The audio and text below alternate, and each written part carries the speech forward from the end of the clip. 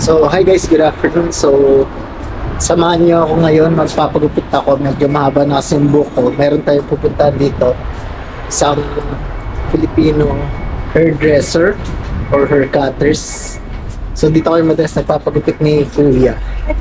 So, medyo nahihirapan din kami una maghanap ng pagugupitan dito kasi karamihan ibang lahi. Pati yung style ng paggugupit nila, ibang klase rin na. So, yun nga.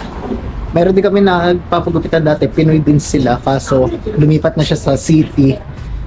Tapos ito, nakilala namin sila, galing naman sila yatang Dubai or basta Middle East, ganon. So nandito na sila sa Wellington.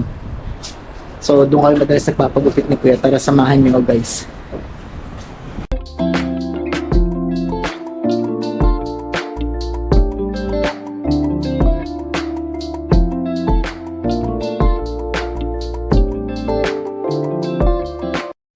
Ayan guys, so bale dyan siya sa kanto, yun, Boys to Men yung pangalan ng salon. So dalawa sila nagugupit dito. So hindi ko lang alam kung sino available o kaya baka maraming tao kasi karamihan ng mga kliyente rin nila mga Pilipino. So alam ko hanggang 5 o'clock lang sila ng hapon ngayon.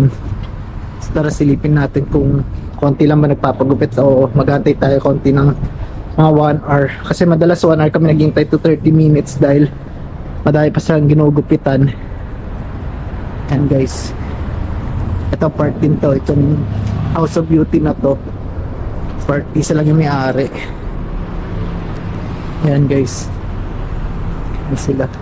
Mukhang isa lang siya nagugupit, si Ola lang. And guys, Boys to Men. Ayan, tara. May tatlo pa. O pangatlo ako. Yung guys, schedule nila. Magaling sila magupit dito. Tara, samahan niyo ako. Sisikat ka dito. Ano maganda. Ano oras na ba kayo nakauwi na? Umuwi kayo na maaga nun eh, no?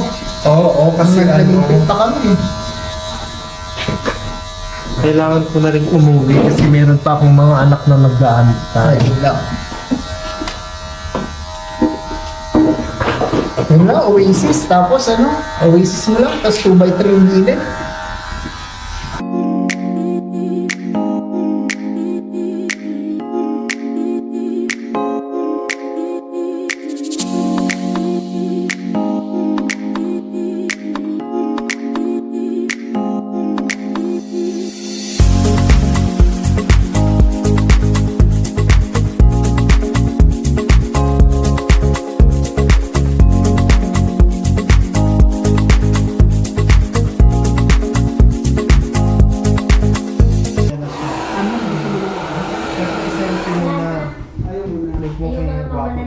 Magsalita ka dyan ito. Ano? Picture ka muna. Kasi Ola, thank you. Diba? Pwede na. Kamukha na ni ano. Ronnie Alonso. See you guys. Bye. A few moments later. So, hi guys. So, kararating ko lang ng bahay. So, kakatapos ko lang magpagupit. So, nagpalit na rin ako ng damit at malamig kaya naka-bonnet ako. Tapos pagdating ko, inabot sa akin nung kapitbahay namin ito, Mustache Milk and Cookie. So, kasi galing silang Auckland yan guys. So, mukha siyang masarap. Tapos, may nakalagay, cookies speak louder than words. Tapos, ang instruction niya, i-microwave mo siya for 10 to 20 minutes para mag-melt siguro yung mga ano niya, chocolate sa loob. Tapos, pag uwi ko rin, meron naman ako nakitang Shein. So, hindi ko alam kung anong laman nito. So, malamang si Princess ang bumili nito. I-unbox niya na lang. So, ayun nga guys. So, nagpagupit ako dahil almost like every 3 months ako nagpapagupit. Pero, yun nga, kila Ola. So, pagkakalam ko, galing silang Middle East din, hindi ko lang maalala kung saan. So, hairdresser sila kaya expert na rin talaga sila sa gumupit. Madami rin mga Pilipino nagpapagupit sa kanila. So, yun lang guys. See you later. Bye! Hi guys! Welcome back to our YouTube. Katatapos lang namin mag-dinner actually. Si Mark nagte-treadmill ng aking my daughter. Excuse me. Nandun sa sala. Si Miguel ay may pasok. Pinapasok siya today.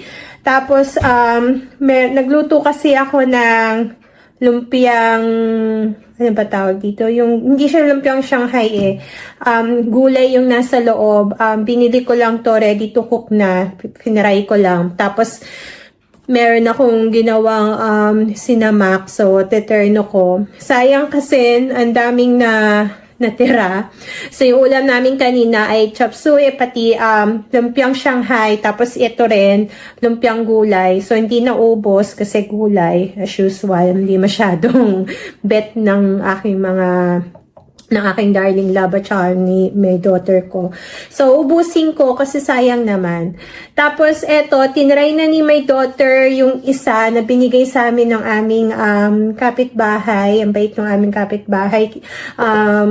Binigay daw kay darling love kanina nung pauwi siya. So, ayan. So, sabi ni my daughter ay masarap naman. So, yung tinry niya is Nutella. Ang flavor daw is eto, Nutella and then cookies and cream and chocolate chip yata to.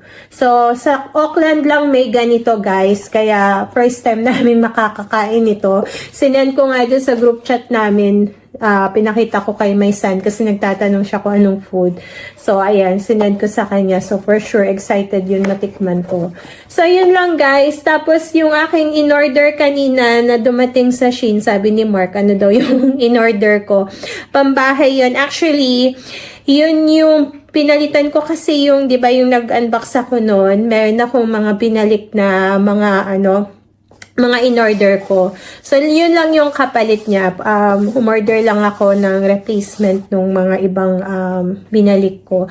So, yun lang guys. Ang ganap namin for today, nagpagupit si Mark kanina. Tapos, si Miguel ay may pasok. So, ngayon, kauwi ko lang galing ng work. 6:30 na. So, ayun. So, kakain muna ulit ako, guys. Dessert to. Ito yung dessert ko, lumpia. So, thank you for watching and God bless. Bye! Guys, ito na naman ako. Kanina pa namin to kinakain pero sabi ng my daughter ko, bakit daw hindi kami magmukbang? So, i-vlog ko na rin. Sayang din eh. Content din namin. So, ayan ang aking my daughter. Napilit kong mag-join sa aming vlog.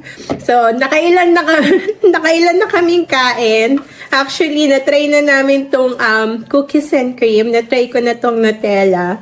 Tapos, ito naman na chocolate chip yung last na itatry namin. So, lang kami, 1/4 lang kami ni my daughter kasi sabi ko sa kanya, gabi na at medyo matamis din. So, actually, hindi naman kung i-compare mo sa ibang mga cookies, hindi naman siya ganun katamis. O dahil siguro medyo matagal na nga akong hindi kumakain ng mga matatamis, para sa akin ay natatamisan ako. Pero sabi ni my daughter, hindi naman daw ganun katamis.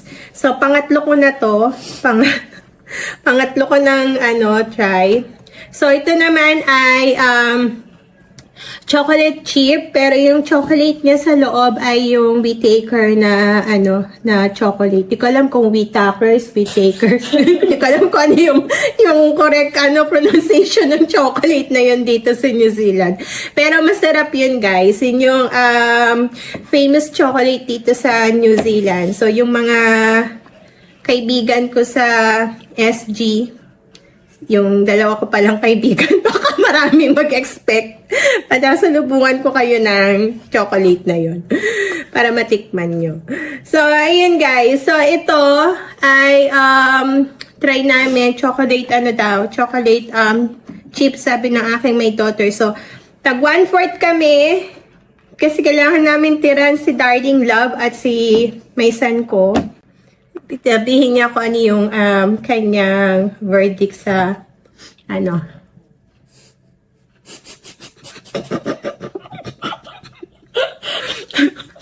tingin ko nasa kami, yung mga pinapanood niya,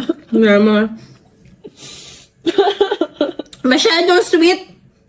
Guys, masyadong matamis kasi siguro dahil buo yung chocolate niya dito. So, medyo natatamisan ako dito sa flavor na to. Ikaw, how about you? It's okay. Ano ba yan? Sinali pa kita sa vlog. It's okay. It's okay lang yung kanyang comment. Pababalikin ko dito para ma-describe niya yung mga bawat ibang flavor. Halika rito, my daughter. Siya. Feeling ko natamisan din siya masyado dito. So, what can you say? Can you describe? It's good. Ano, it's good. Nag-expect sila ng more comment from you. So, what can you say about the Nutella cookies? This one. Good. Anong good? Wala namang ibang masabi tong may daughter ko. How about this, cookies and cream? The same. Ano, the same? Wala ka man lang comment. Masyadong matamis to, guys. Hindi ko na siguro mauubos. Ang dami ko na kasing nakain. Parang pangatlo ko na to eh. So, which, cookie do you like? The Nutella. The Nutella? What can you say about the Nutella? Can you not post this? Wow. Ipopost ko to kaya ayusin mo yung sagot mo. So guys, eto na ang aming cookie. So nagka peraso na. Mamaya pagdating ng aking may sasabihin niya bakit Ask ganito. Kuya. Ask Kuya. So ang number 1 sa akin tong Nutella. Second yung cookies and cream. Pang third ito, hindi ko masyadong nagustuhan tong isa, tong chocolate chip. Kasi masyadong matamis. Meron kasi siyang chocolate filling sa loob. So, masyado akong natamisan. Hindi katulad nung ito, isang Nutella. Medyo konti lang yung nasa loob niya. Ito rin, lahat sila pala may mga filling sa loob. Pero hindi naman ganun katamis tong dalawa. Or, tatry ko pa ulit isang kagat. Baka kasi, kaya ako natamisan dahil nakagatan ko yung mismong chocolate niya. So, yun lang guys. Thank you for watching ulit. So, busin ko lang tong, siguro hindi, kagatan ko lang ng isa to check ko talagang matamis o hindi. Tapos na, hindi na ako kakain kasi naparami na ako ng kain at magte-treadmill na ako after nito. So, nantay ko lang actually si Mark matapos mag-treadmill. Kaya naisipan naming tikman to ng aking my daughter. Pero si my daughter, kanina pa siya kumakain. Naubos niya na nga yung isang Nutella. So, yun lang guys. Thank you for watching again and good night. Bye!